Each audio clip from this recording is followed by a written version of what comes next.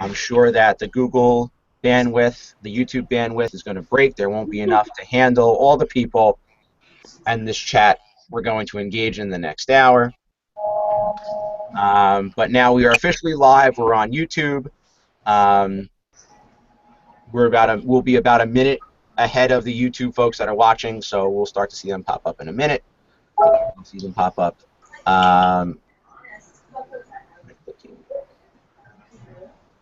No, not yet. Hey, anyone get a link yet?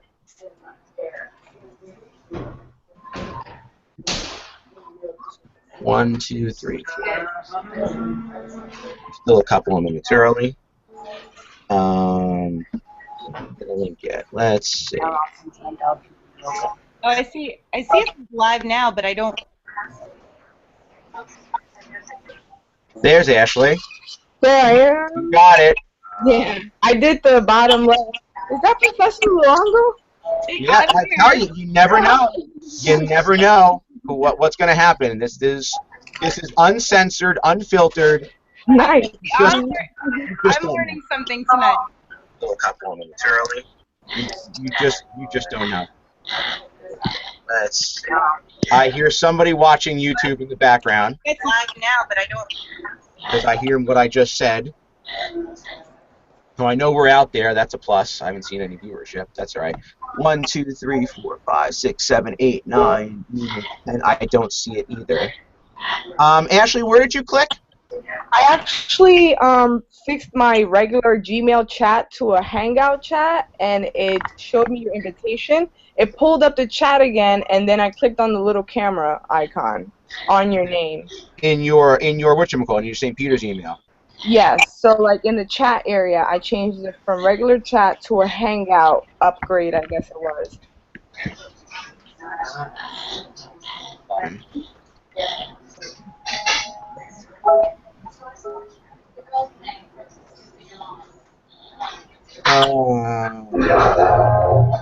If not, on there. Yeah, no. Gmail. There's Michael. As I like everybody getting smaller and smaller on the bottom, that means we're well on our way. Let's see. 8, 9, 10, 11, 12. How many do we need? I'm waiting on 3 more. We should be 15 total. And then the rest are, I've got 2 people somewhere in the world watching on YouTube. 3. I know that one of them is Dr. Finetti, so just so Yep. he can see it. Yeah, it's good if you know, and in a minute when Dr. Finetti hears this, welcome to Dr. Finetti and anybody else.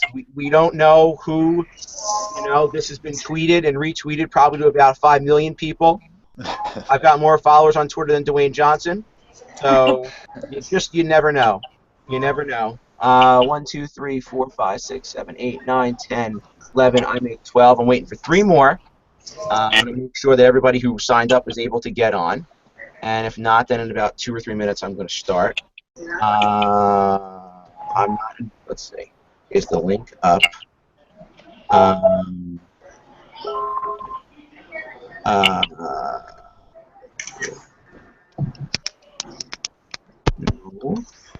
not what I want.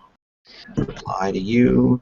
Yes. See my YouTube channel. Link on BB. Okay. Gotten. Are we still there? We are. 8, 10, 11. Lost somebody. Okay. I'm going to give it another 2 minutes, and then I want to get started.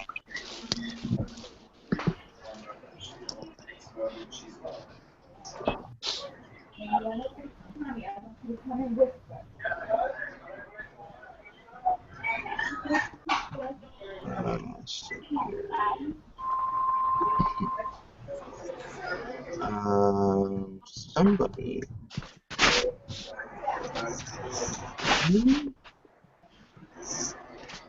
Somebody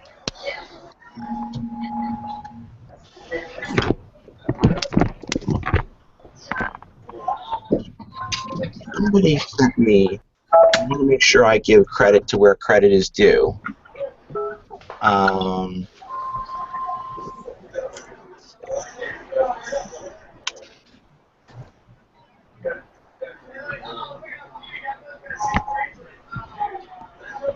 One, two, three, four, five, six, seven, eight, nine. I lost two people. All right. Well, I think we're letting you go. I noticed I'm up to 4 people now viewing on the YouTube stream, so I know that's up and running. As people join in, certainly they can watch it in syndication. But here we are. We are in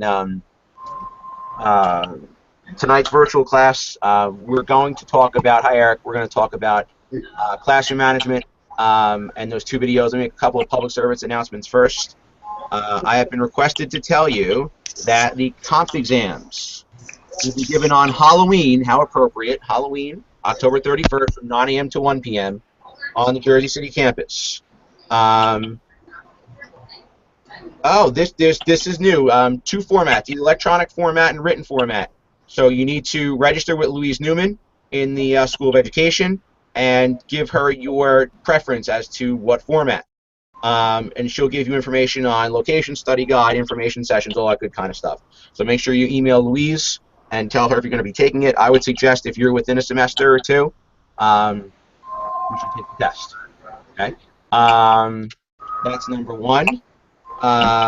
Number 2, I changed the format of the syllabus to a Google Doc, and I put that on the on Blackboard, so I have a link out there. So this way, whenever I change it, it's immediately live. And at some point, I'll probably go ahead and share that with all of you. But I have to put in your. I have to see if St. Peter's lets me do groups in Google. I don't remember if it does. So I will do that moving forward. Before I start, though, this is like my other. First of all, you notice on the bottom screen on your right, you'll see Dr. Luongo is joining us as a observer tonight to see what we're all this craziness of Google Hangouts is all about. And your classmate Leah, I'm going to put Leah up on the big screen for a moment. I think everybody can. Let's see. Present to everyone. Okay, Leah's on now on everybody's screen. Wave hi, Leah. Hi. Leah, could you please tell everybody where you are right now? I'll show the sign. Isn't that cool? I got to take a screenshot of that. I've been waiting for that the whole day. That's right, folks. Leah is in Prague, and that's not in America. Okay, she's in the Czech Republic. She told me that she is visiting her sister, who is studying abroad. And hold on, I gotta take some pictures of this because this is going in the presentation. 1 second. Let's see if we. Oh, that's beautiful. That's beautiful. Like that one much better. All right. So, and I told Leah she's excused if Leah falls asleep during class. That's perfectly okay because I believe it's 3 o'clock in the morning over there. Yeah, 3:05. 3 o'clock in the morning. Okay. And how gracious Leah was to. And let me take her off the full screen. How gracious she was to come on and say hello, and that how much I keep saying, wow, gee, learning can happen anywhere, and it certainly can. So I'm grateful that Leah probably set the alarm, went to bed, got up, so that we could at least show that you wouldn't tell that Leah's 6 time zones away and in another country, another continent, and learning can really happen anywhere. So I'm excited for that. So what we are going to somebody gave me a suggestion. I'm sorry, I don't remember who it was. It might be helpful if you mute yourself, and then when you're going to speak, unmute yourself, so we can eliminate background noise. The dog hasn't come down yet, but I'm sure he will. I know at least 1 out of 3 children is up sleeping already. I could get photobombed, so keep the if you want to mute, that would be helpful. For the record, let's see. Where is my what I want? I want No, that's not what I want either. Is this what I want? Can I do it? It's not what I want. Here we go. Just in case any of you have forgotten, let me tell you, on the lower third of your screen, you should now see that's me. In case any of you have forgotten, I'm Al Spiegel. And don't forget too, for those of you on the YouTube stream, here is the dog. Here is the here's the hashtag for tonight, GE502. So if you're tweeting, I've got my laptop open and I'm on TweetDeck. So if you've got any comments from those of you watching on YouTube, you want to throw them my way, I will keep my eye on the laptop as well. That's the hashtag, and my Twitter handle, Spiegel. Let me throw that up there as well. Okay, so what we're talking about tonight is the two videos that I posted on Blackboard. The one from 1947, How to Maintain Classroom Discipline, with our friend Mr. Grimes, the math teacher. And the other one, which we'll get to in a little bit, on when discipline goes too far. Okay, so you watched the video. If you haven't, I posted the links to the videos on Twitter. They're also on Blackboard. But for Twitter, for anybody in the general public, who's the whopping 4 of you that are watching, initial thoughts. What do we think about the video, the Mr. Grimes video from 1947? Hi, Mr. Spiegel. Aarti here. So there are like two parts of the video, the first part and the second part. The first part of the video is like where he's being like very stern and the atmosphere of the class is not very congenial. And in the other half of the video, the atmosphere, the environment and everything is very healthy environment. And I'll go for the second one. It is because the children, if the environment is quite congenial, and I think the learning outcomes will be far better as compared to the first one. Okay, yeah. Go ahead. I'll let everybody talk first before I comment.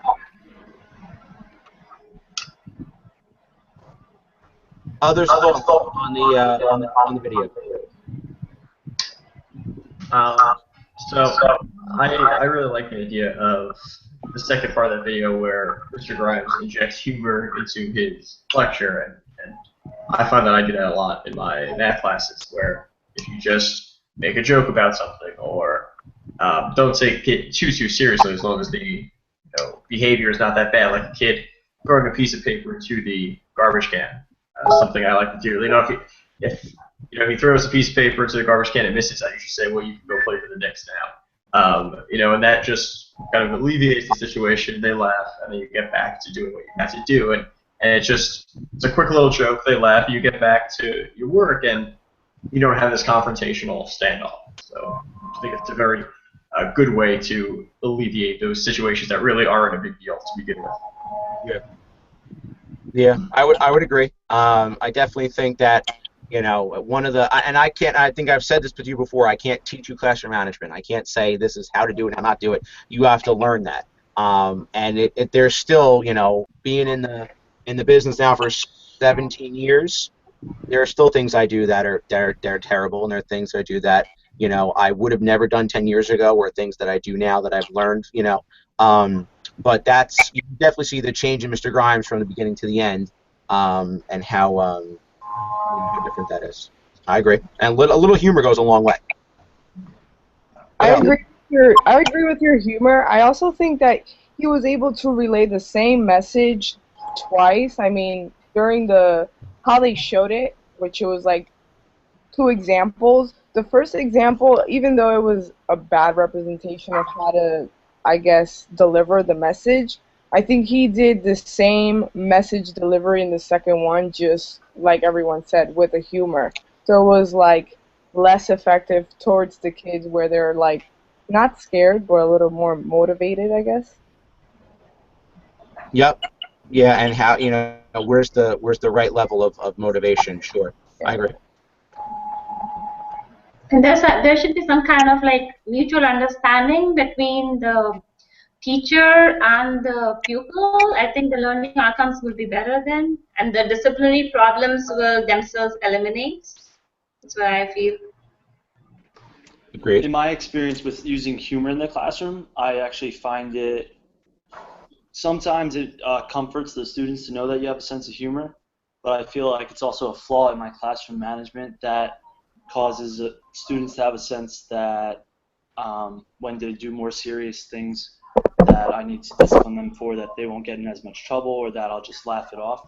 So I need to find a happy median between the two of those. So that's where I'm at in terms of classroom management myself personally.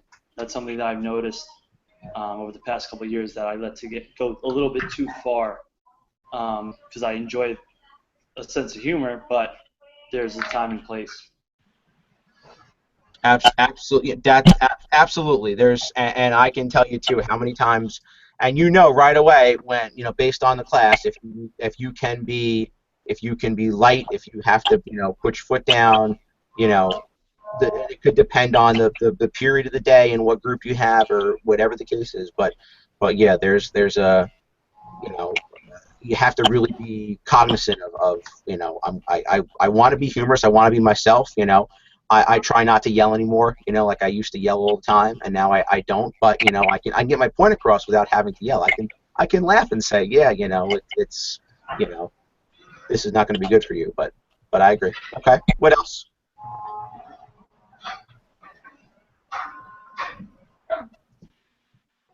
Who else has a thought about Mr. Grimes and his teaching approach?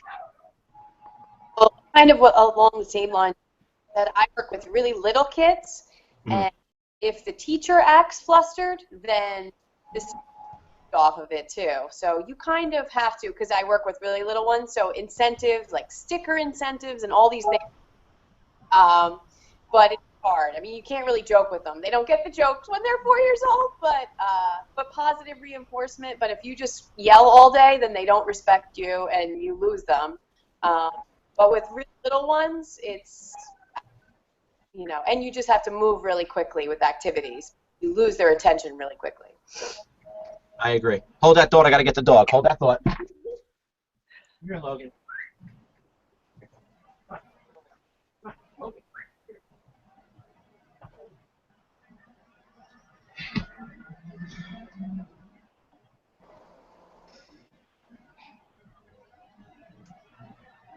I wasn't lying. Say hi. Go ahead, Logan. Say hi.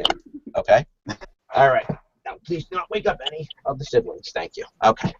All right. So yeah, like when do you, at different ages, certainly, when I ask even my second grade son, I say, well, what happened in school today? Oh, my teacher yelled, and maybe she didn't, but his perception is if my vocal inflection changes, oh, my teacher yelled at me. So go ahead.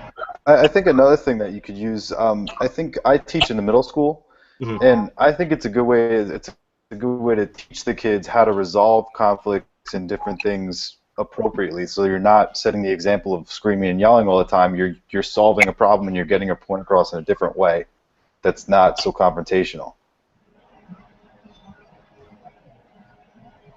Yeah, you don't realize how much in tune the kids are to your speaking, even to your body language. How you present yourself. There's some times where even with high school kids, I might want to sit on my desk and do the Fred Rogers, let's have a chit chat, and there are times where I have to look different. If depending on the message I have to get across. So. Okay. Other thoughts about Mr. Grimes? I wanted to add that during the first time that he actually addressed them and told them to do the corrections themselves, it was kind of wrong of him to do as well, considering that obviously they did get it wrong. And he did make it clear that they weren't paying attention that week of the lesson. So during the second time around when he actually was helping them, I feel like that was a good example of him just showing them how, I guess, related it is to their everyday life. Yeah, and look at how I mean, granted, it's set to be, two dramatically different approaches, but look at Mr. Grimes' approach that he's, as he's walking around the room for one, it's the silly little things. He's walking around the room. He's looking over shoulders. I've always said, if you're out and among the students, there's potentially a lesser chance for them to misbehave because you're there. How many times that the best effective, classroom management is if you're standing near someone that's not being totally productive. And it's, oh great, my teacher's standing over me, now I can't text or I can't whisper or I can't do anything. I'm forced to pay attention, or I'm forced to at least not misbehave. So that goes a long way. Professor Siskel, I said I was going to be quiet, but I'm going to jump in if that's okay. Absolutely. Okay. I know this exact video. I use this with my undergrads all the time. So I wanted to bring up 2 points. I really loved hearing what everybody had to say. And first point, I think I taught everything from first grade to, as everybody knows here, online graduate school. So I think a big piece of classroom management anywhere is to have a set of rules.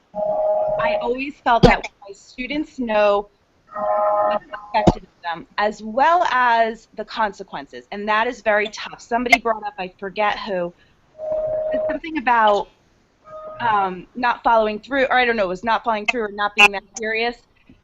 That was the hardest part for me, was when it came to the consequences. Especially, I think Lindsay was bringing up the little ones. I taught first grade. And the first time that little precious 6-year-old broke the rules and I really had to get serious is really hard. But I think I've been in the business now, I don't want to tell you how long, over 20 years. And that was the hardest thing for me. But it was the most effective in terms of the rest of the class would see that the consequence was being followed. And then they knew that I was serious. So I think that's a big piece of classroom management too. So now I'm going to be quiet. No, absolutely, absolutely. You know what? And it brings up that being the consistency and the fairness and all that. In this day and age, and I don't know if it's indicative of where I am, but how many? Well, if that kid got detention or you told that kid to be quiet, then that's not fair. And I'm reading some of the tweets, which has been pretty cool that are, that I'm getting from the people watching the stream. Being consistent is also very helpful for good classroom management. Classroom management is easily affected by the personality of a teacher inside and outside of the classroom. It's definitely the consistency, and part of that is, well, we talk a lot about what's my educational philosophy. But then right after that, what's my philosophy on classroom management? What's my philosophy on discipline? What's my philosophy of when something happens, how do I deal with that? Is immediately I'm going to give detention? Is it going to be I'm going to, one-on-one conference? Is it going to be I'm going to call home? Is it going to be, how am I going to deal with that? And you don't want to have, part of it, yes, you have to think on your feet, but you don't want to think about that as the situation presents itself. I want to have an idea of, well, how do I discipline? And when I first started teaching, it would have been hit them hard, hit them quick, and now it's like, well, if I give you detention and you go sit for an hour because, you were talking in class, are you never going to do that again? No. You just got caught, or how many times, as radical as this sounds, how many times have you potentially given detention or dished out some type of punishment and then went, oh man, like I was having a bad day, everything was going wrong today, and I took it out on this kid, and Party was like, listen, I want to do it over again because it really, I shouldn't have given you that detention, or I shouldn't have, made you do whatever. So I think that's an important piece too. What's your philosophy on how you manage a classroom? We fought when I did alternate route. The question was for the entire year, what's more important, content mastery or classroom management? And everybody said eventually it was classroom management. Doesn't matter how well you know your subject, but if you can't control that class and if you can't find ways to engage them in a learning process, doesn't matter what you know. You know, quite honestly, it doesn't, because then you can't, you know, and feel free to disagree with me, but it doesn't matter at that point if you can't, you know, bring that class and engage them in the learning process. I also find that when during transition periods too, hard is classroom management when they're going from one activity to the next. So how do you feel like you need to prep them with their schedule, all they're going to do, and then hope throughout the day, keep reminding them we're going to go to music, because that seems to be another time when it goes bonkers. But And you know what? That's not just a thing for the little kids too. That's how many times do I get that? You know, we get kids, either kids with special needs, or we get kids who are routinized, who want to know, okay, this is what we're going to do today. You know, I don't like, and if you don't think I'm routinized, if you haven't looked at the way I present a course outline by now, then you know, there's no hope. But you know, if you look at, I want to be, you know, I want to lay it out, say, hey, okay, here's what we're going to do today. You know, and for a lot of kids, they want that. Even though they're not going to tell you, they want that structure. They want that structure. They want to know what's going on today. They want to know, you know, what are you going to do first? What are you going to do second? Because, you know, and really what you're supposed to do is you're supposed to differentiate every 10 minutes or so, depending on your age, 10 to 15 minutes. So what are we doing today? You know, and I think that's really important. It's really important for the kids who, even though they tell you they don't want structure, they don't want to learn, they want that. You know, and they actually crave that. They want to have that routine, that structure. What's my purpose today? You know. I definitely do agree. I work in an autistic self-contained classroom, and they thrive on structure. For the past few weeks, we've been getting down the structure down pat, because we noticed the past few days, two of us were out of the classroom, and the substitutes, they didn't know the schedule. So when we came back, the kids were all out of whack because they didn't have the structure that we had been trying to lay down. And these children, they thrive on structure. They need to know what's coming next. They need to know, okay, at 9 o'clock, we're doing circle time. 10 o'clock, we're doing calendar, and so on and so forth. And even with the older children, they need to know what's coming next, what's coming ahead of time, so that way they can feel prepared. Mm-hmm. Oh yeah. Oh yeah. You know, the more you, and I think the more, and those of you that are in the classroom can also agree, the more you plan. And the best advice I ever got was, if you engage from bell to bell, or from start a lesson to end a lesson, there's no time for the kids to goof around. Because if they're doing something that's authentic, you know, authentic, where they're actually, and I'm a constructivist, where they're creating knowledge, where they're doing something where they really have to exercise themselves, and not just something that's rote memorization, or, you know, whatever. They're really doing something to engage themselves. You're not going to worry. Now let me give you an example. Last fall, I went up to Pascack Valley High School. They're a 1-to-1 Apple school. They've been Apple for a number of years.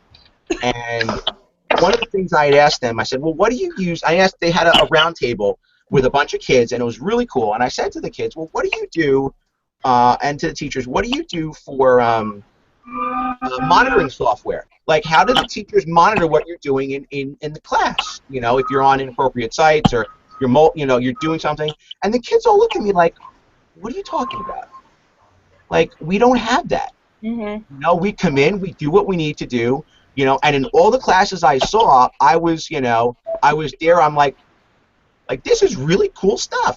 You know, like, they were doing authentic, hands-on learning, and there were no problems. And none of them are sitting there watching last night's highlights on ESPN, or watching The Bachelor on ABC, or whatever the case is. You know, they're actually involved in what they're doing. And it was, I walked away going, I want to do that. I want to create a culture at my school where they're so engaged that they don't have an opportunity to do anything bad, because they're so involved and excited about what they're doing in the learning process.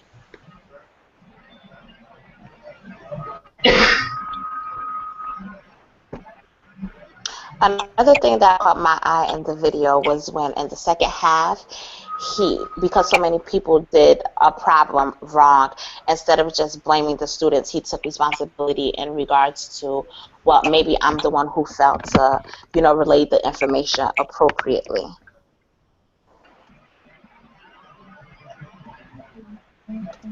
Okay.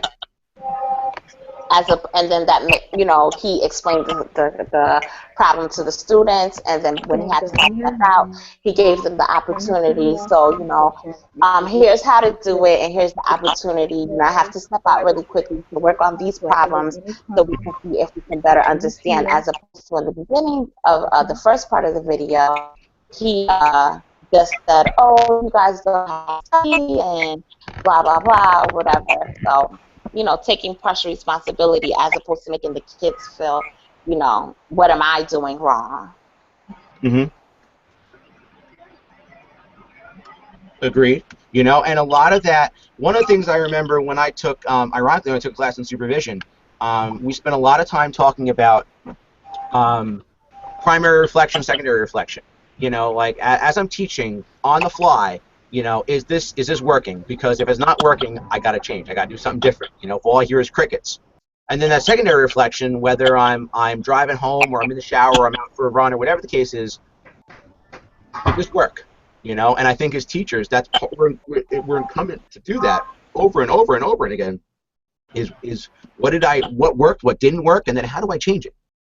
Because one of that feedback loop, that if you don't ask, and really I believe when you don't ask the students, you got to tell me, hey, what's good and what's not good, and that's a big part of classroom management too, because you think you're doing the world's greatest thing, and the kids think it's, this is dumb, or this is, we're not liking this.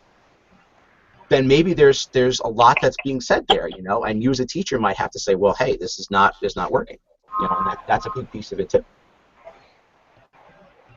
Yeah, what I do with my classes is about twice a quarter I try to check in with them with just a quick survey as to whether they enjoy what we're doing in class, what activity or project did we do that you really liked, what did we do that you didn't like, just try to get more of that feedback so I don't have to wait until a new class next year to make those changes. Whereas if I know right now what the students like or don't like, I can try to make that adjustment as quickly as possible. Right, that's something that I've been doing too, is even giving them the option to do a different assignment. So if there's a way that they can do, I mean, I'm doing Mesopotamia right now with one of my classes. And if they want to do it and make a study cube with it, like we did last week, or they want to do something on the computers, when you give them options, they tend to get what they want to do, and they're much more involved that way also. Yep. Yeah, the exciting stuff, and that age-old, if it relates to real life, if there's some type of tie to something they're doing or something that they're into, that's a key part too. But yeah, the more you can, you interest them, then it's funny because, you have all these methodology strategies of how am I going to deal with, this kid, that kid, but then you realize, wow, I didn't need to discipline today because everybody was on task, and when everybody's excited about learning, it's like, oh wow, this is really cool. This is one of those days where you're like, yeah, I'm glad I'm a teacher, So other thoughts about Mr. Go ahead, I'm sorry. Somebody just started to talk. I wanted to say that I'm always told, I'm not in the classroom, but I'm always told that turning your back and writing on the board for long periods of time is not really the best idea. And in that video, that was kind of something that stood out to me. I mean, I get it that it's math and you do need to write your problems on the board, but like just the second way that he was interactive and letting them know to use these ratios in the kitchen, I think that he could turn around and maybe just try to write. I don't know. I'm jumping in one more time because any of us who've been in a classroom know that really you do kind of have to learn how to write by facing the class. And I had a professor when I was in college that actually made an entire class where we sat and we practiced. Now I know the board is a little different now, but we seriously had to practice writing backwards and keeping our heads facing. So it's not silly. And the second you turn around, especially in a 7th or 8th grade, and you don't turn back, it's a disaster. So it's not silly at all. It's one thing that I do with my kids is we have a. Oh, I'm sorry. Go ahead. No, go ahead. No. You feel free. If I start talking, you go. Please do not step on me all you want. I was gonna say one thing that we do in my room is I have a smart board. So if kids feel like they need to take some notes, like I give up that power of writing on the boards, and one of my kids does it, and we're able to take those notes from them, and I can watch everybody else while the kids are modeling the notes. And then from a technological standpoint too, like if you've got the ability to, if you're using an iPad or a slate, or you can write while you're facing, you can write on your iPad and display on the board, but having a kid be a scribe, anytime the kids get to touch any of the technology, that's, it's a home run. But, part of what I tell, I'm at Bergen Catholic. I'm an alumnus of Bergen Catholic. The first thing I tell the kids, you're thinking about doing it, I've tried it twice. And then it's like, so whatever you're thinking, if you're thinking about throwing that spitball, you're thinking doing that, no, I've done it already, so don't even bother. And it kind of quells, I already know what's going to happen, so I won't turn my back because I know better, Now, depending on the class, it might be a different story, but, there's things that and part of that you kind of learn the hard way, but, there's a lot of, and I think that's something like this is really cool because we can all say, oh, hey, this is what I've done, and maybe, you know what, because we're spur of the moment and we're live to 6 people now on YouTube, why don't you think about that? I'll give you a couple of seconds. Think about something you could share with all of us and say, wow, this is a really good classroom management technique that I do, and, maybe that's your takeaway for tonight. This is, I do this in my class and it works, or I've seen it work and I think this is super. So I'll give you like a couple of seconds. Think about that. And well, if we're not in the classroom, we don't have to answer it. Or how about something that you've seen that's one of those, hey, I would like to try that when I actually get myself in the classroom? Well, I just posted mine on Twitter a few moments ago that I started using Class Dojo this year. Yep. I'm in a 2nd grade classroom. So each student and each parent, they have an account as well. Every time they do something that is good, I'll give them a point or 2, and they hear the sound of the ping as if they got a good point. But if I have to take points away from them, they hear that, the deflating buzzer sound that no one wants to hear. And with 2nd graders, that really, it hits them hard if they hear that they're going down, but when they hear that they're going up, they respond to that and they continue to behave well, or they change their attitude from going down. The parents are able to see a daily review of what their kids, their different actions throughout the day, how they behaved, were they on task, off task, prepared, homework, no homework. And the students, they have their own count, so they could see how they did personally, and they could create their own monster, like a little avatar monster, and they all really enjoy that. And I found that to be a great way to connect with both sides, the parents and the students, because they can message me on there whenever they want. They're not, text messaging me or calling my phone, but if they have a question about a homework assignment, they could just do it through Class Dojo, and it's an app on the phone as well. So have it in hand as well. So it's a really great app that someone introduced to me, and I think Dr. Luongo had mentioned it in the computers in the curriculum class that I had taken, and this is my first time using it, and I find it to be extremely effective. And I do group rewards, individual rewards, and whole class rewards based on a number scale. So, today a girl reached 25 points. She was the first one to do it. So she'll get, a donut tomorrow or something. I haven't come up with that yet, but it seems to really be working.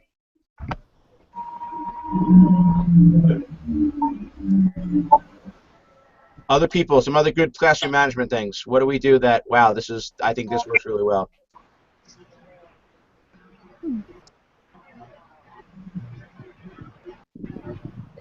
I've always seen, or I've always looked up to the teachers that use their method of silence to get the attention of students. Like I've always had a teacher in high school that when he was ready to talk, he would be like, "I'm ready to talk," and then everyone would just suddenly just be quiet because I guess he had built that reputation of not repeating himself. And I always wanted to maybe use that method of having that, I don't know, that I guess respect in the classroom as to either raising my hand and having everyone raise it as soon as they notice that my hand is raised so that, they can actually engage or pay attention. Silence is deafening. It works. There are some times where it's just, and I'll sit there. I just look at my watch. I'm just You there. were yellow before. Yeah. Where I would have, all right, let's be quiet. No, I'm just okay. And I'll wait. I'll wait. Whenever you're ready, guys. Let me know. And with a smile. But like I said, and that's been a growing thing for me because I wouldn't have done that when I first started teaching. I would have been yelling, hollering, and hooting, and screaming my head off. I go exactly with that, and I did a lot. I used to do a lot of. If you could explain to me one reason why you took the eraser and put it in his ear, then I won't be upset. Like I used to always ask them, if you could just explain to me why you did that, then I'll understand. Like I would just act almost like, and they would all look at me in shock. I used a lot of the guilt. Like I just don't understand why you would break my rules. And I know that's for little ones, but I think it also could work with older ones. Like if you could just give me one reason, that worked for me a lot because it had enough humor, but it also put my point across that it was not acceptable in my room.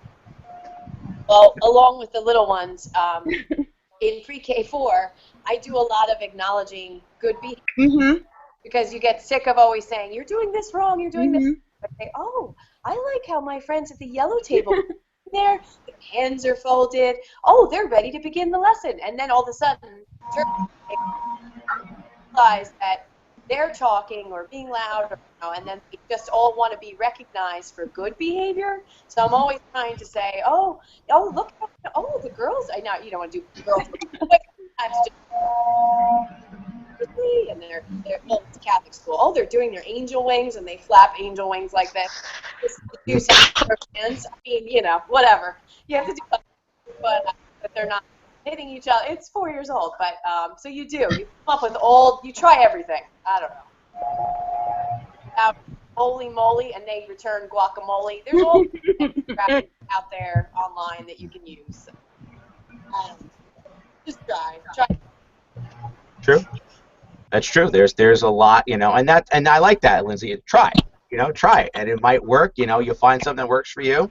It is funny how perceptive kids are because they will, I can still tell you what my high school teachers, what their quirks were and things they said and whatnot. And but you find something that works for you and it works for them. Then it works. And it's funny, even on a secondary level, I kind of think, there's been times where I've gone for my kids' parties and whatnot, and I've been like, I would have had everybody crying at this point because I can't, the patience that some of these pre-K teachers have. Okay, let's sit there. Ears are open, mouths are closed. I know. Then I would have lost it at that point. But you stop and think like, wow, these teachers are not yelling and screaming, and they're rewarding the positive. Hey, look at that. You know what? Exactly. The yellow table. Hey, they're doing what you should all be doing, and that reinforcing the positive behavior rather than highlighting the negative. That actually, it's like, oh, hey, I want to do that, And guess what? Even the high school kids and even the college kids, oh, I want to do that. I want to be like that, I don't want to be like a bad kid. I want to be, I want to be one of the good kids, and I think that can go a long way too.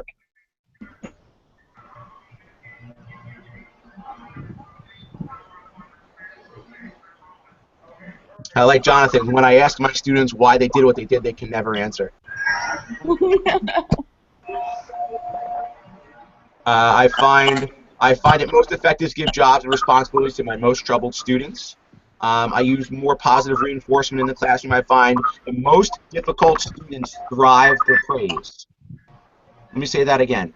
I find the most difficult students thrive for praise. You know, and I think that's true. Everybody wants everyone wants attention. You know, how they're going to get it, you know, is another story. But everybody wants attention, and every kid wants you to say that they, you know, that they did something right. You know, and I think that when you could say, "Hey, that was great," even if it was, you know what, you managed not to talk for 5 minutes, that was good, and that's what they crave. So certainly something for your toolbox. Others, anybody with other thoughts about classroom management? I observed my first class yesterday at PS 39 in Jersey City, and I want to become a physical education teacher. And I was actually just in awe. There's one teacher for grades K through 8 at this school, and he had built such a rapport with her students that there's such a mutual respect. They were so well behaved, and I think it's because she has to deal with so many students throughout the day, and she's very adamant about how it's going to be from the beginning of the school year. And she was very engaging. The lesson was fun. The kids were having fun, and it was incredible to watch. It was incredible to watch how she went about that. And they were young. It was second grade, so they were 7 years old, and all of them, listened, respectful, quiet. It was really cool to see. Yeah, those observation assignments hopefully will give you some of those insights. Getting out there into the field and seeing this is how it is. Even if you've been in the classroom, you've never been in the classroom. I love that. If I could do that every day, I would just go out and see this is how other people do things, and maybe I could come away with oh wow, hey, I could try that in my class. Yeah. And even if it's in a totally different subject or a different grade level. But yeah, it's I think that's part of me as a teacher. Most of my classroom management is stuff that other people I've witnessed firsthand, and I've stolen it. Because guess what? It worked. Like there's stuff that if you went to school with me at Bergen Catholic in the early '90s, and you're ripping off this. You sound like this teacher. Of course I do, because the lines worked on me, and I use them. I use them someplace else. But that goes back to the now I'm looking at different classrooms, and I'm seeing things. What do I want to be? How do I want to be as a teacher? And now it's not 20 years ago you had to go and witness and actually see it. Now I could go online and I could look for examples of good teaching. I look at examples of bad teaching. I could see oh wow, I don't want to do that, or that's kind of cool. I could try that. So there's a lot more positive and negative role models available, of how to run a classroom. Any other good classroom management tips, or anything you've seen that's worth repeating? I think something that's important to do is keep parents involved with both positive and negative behavior. So everybody thinks of negative calls home. It's also important for when especially struggling kids are doing something well to call home so they can get that encouragement home from you and from at home as well. Yeah, Nick's on the money. I mean, how many? First of all, think about yourself. Think about yourself that you are as a student. You would love for your teacher to tell your parents, hey, look what this one, look what, I used to love when my parents go to parent-teacher conferences. They would, and let me digress for a moment. My parents, every quarter, every teacher, regardless of my grade, as a teacher, I don't care who you are, I'm available for you, because I know that was important, because I would want to hear, what did my teacher say about me? So now where some of my colleagues go, oh, I got to sit here, hey, I tell the parents to come and visit me. I don't care. Call me, like if it means, talking about your child's performance, that's, I think that's important, and it is important to tell them the good things. And most of the time I will tell parents, I'll tell them, your kid's a good kid. And I generally start that, and then comes the but, and that compliment sandwich. But generally, they all are. They're good kids, and maybe he doesn't do well in math, or maybe he has a problem focusing, or maybe this. But they're all good kids, Deep down, they're genuine, And there's always even the kids that you might find are problems in your classroom are still. There's still something you can find praise for, and to tell their parents that, yeah, you know what, I want to hear that. I want to hear my kids' teachers say, I love teaching your children. I long for that, as a parent. But I know there's going to be times where they say, yeah, but you know what, he gets out of his seat, or he calls out, or he or fine. But I do want to hear at least that, they're good, or this is something that they do well. And bringing the parents in. And I know that's idealistic, because in some scenarios the parents aren't part of the picture. You can't contact the parents, but if you can, that's a huge help. A huge help. I'm going to bring this up, that you brought the fact up of bringing parents in. I actually just had this discussion today with a colleague about even what we're doing right now actually could open up the world of having communication with parents more now, that they could use their cell phone, or they could log on and have a conference with you, or with with someone else. It's amazing to me that something like this that has come to the point where we could have parent-teacher conferences, and I'm sure that many parents would be happy to do this rather than have to drive in.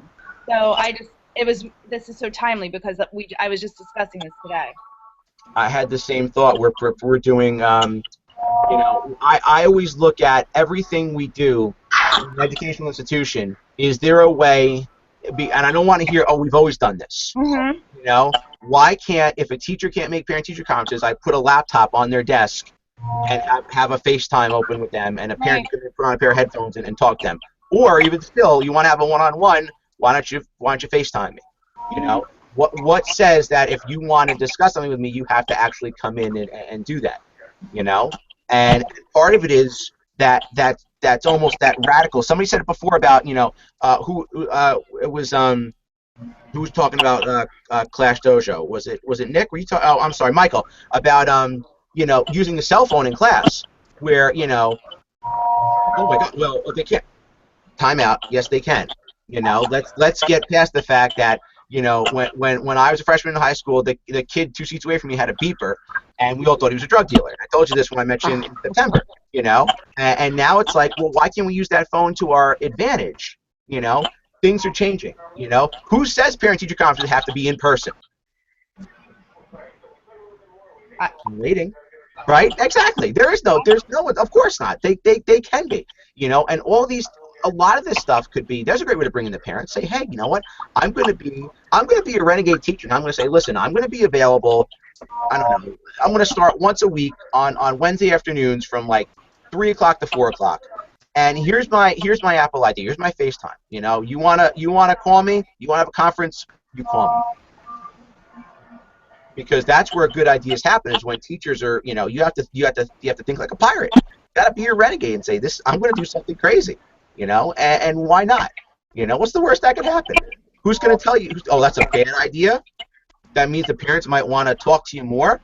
But if we're all saying that the parent participation is important, then, them trying to get there, or they're stuck at work or whatever, how about, if I don't want to, maybe if there's a, if my kid's having a bad day, they're at the nurse or whatever, and, maybe they need to see me in person and say, hey, it's going to be okay, go back to class,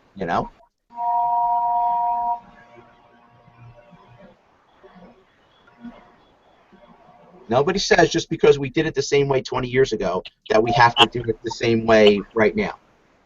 And there doesn't have to. We don't have to move mountains if we're gonna change the classroom. We just have to do it. And we can't be worried about the rules and the no, I shouldn't say that but in a how do I rephrase that? We really have to think about if we're going to be revolutionary. My boss at Bergen Catholic always says, good enough is never good enough. We can't settle for the status quo, because we're just going to be a status quo institution. if we're going to really be revolutionary in what we do in education, we just got to grab the bull by the horns and do it. I agree, and I also think that what's the worst thing that happens is that it doesn't work, and then we go back to the way we did it before, and we said we tried, and let's try it a different way. But I think, I like to try. I like to try something, see if it works, and it makes communication with parents better. You never know. And see that, and in a discussion like this, I always challenge you. Let's what's your takeaway from from tonight? Because I get we're at the 52-minute mark. What I want you to say. Okay, I want to take something away. And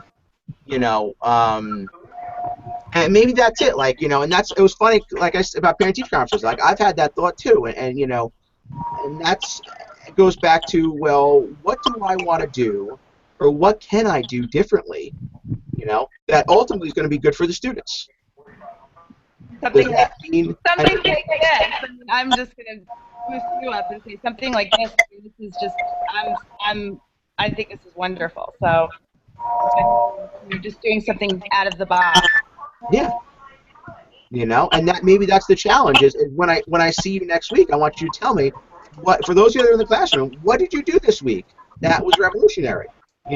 What did you do that was, I tried something new, and guess what? I wasn't afraid if I fell flat on my face, but I tried something new, and part of that is, how afraid are we that, oh, the kids might know more than me, or I might look dumb, or, if we really believe that we're learning with our students, and I don't want to say kids because I say that, when I started doing this a year ago with my class, the first online session I had, I think it was 6 of them that actually got in the Hangout, there was probably more swearing on my part than anything because it didn't work right.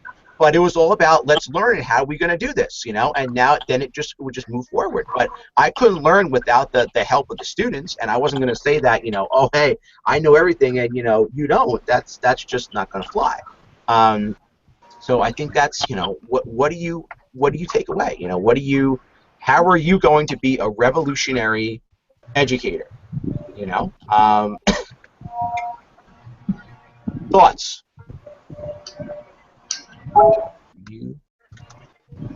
No, I think this is cool. I actually have a kid who's she's been in the hospital, and this would be a cool way to, like, I don't know if I could record a couple of lessons with the entire class in there, and then send that to her or have her live in class so that she can be there. I think that's something I want to work out with my administration, so I could try and do that a couple times a week with her. Look at and even too, like with QuickTime, you can make a screencast with QuickTime. Real simple. And record your lesson. And think about the way kids learn. Think about how many times.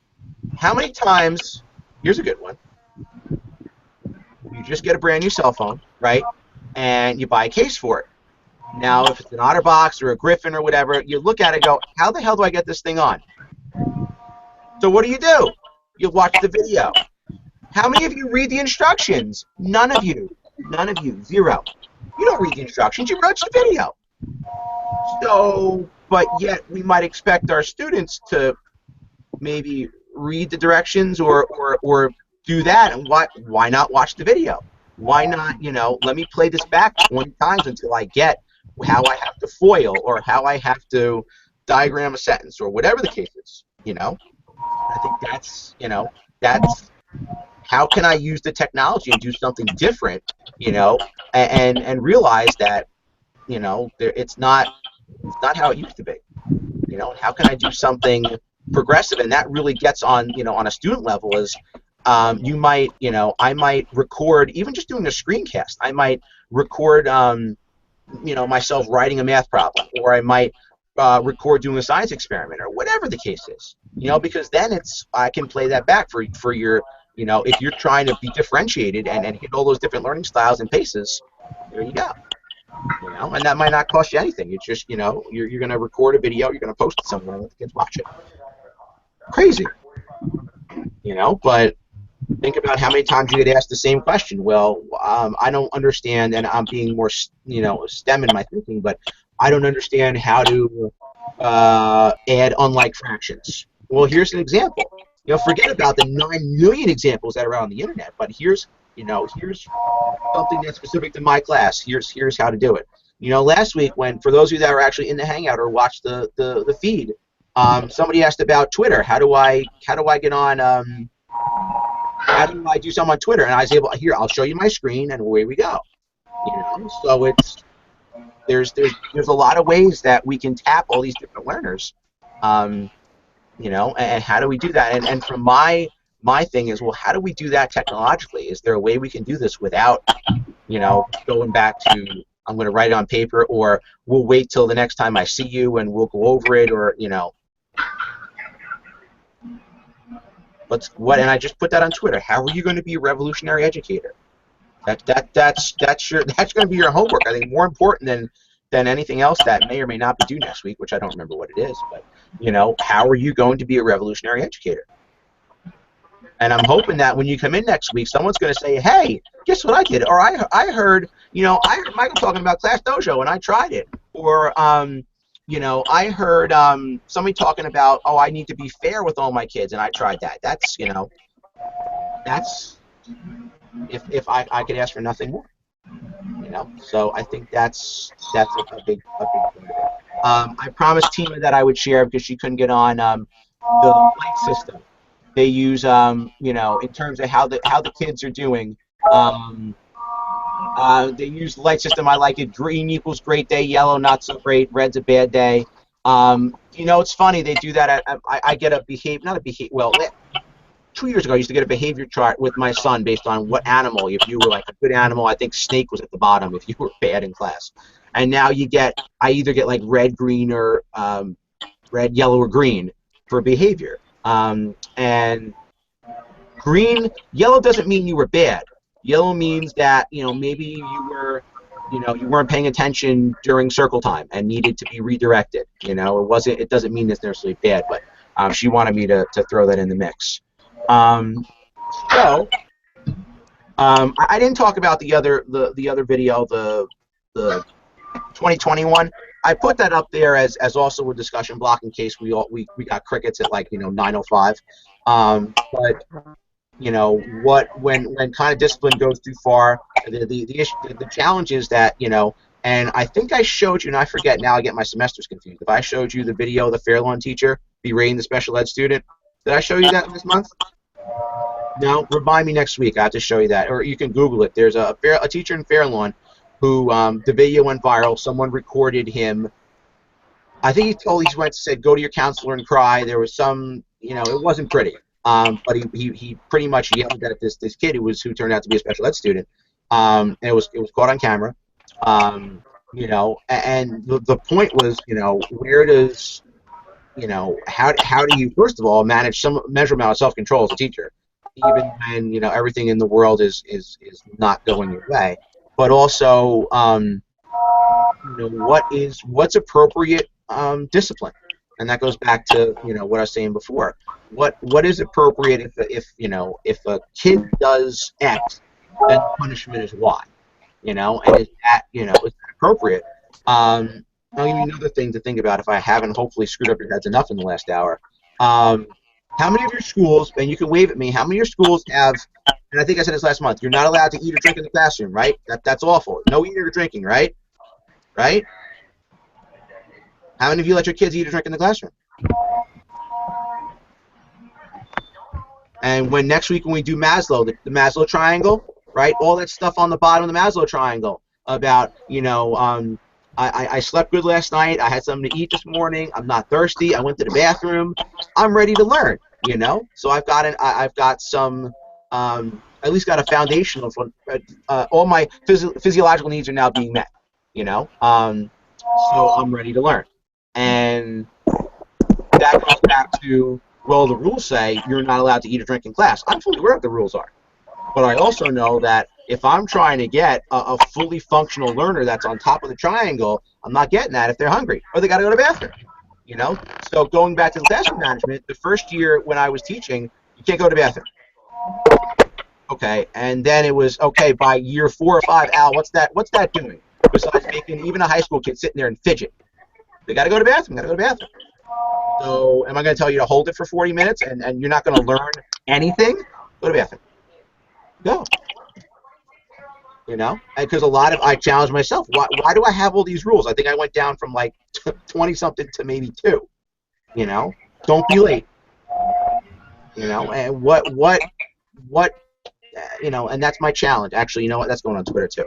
Besides being a revolutionary educator, I'm going to challenge you with that too. What is your classroom management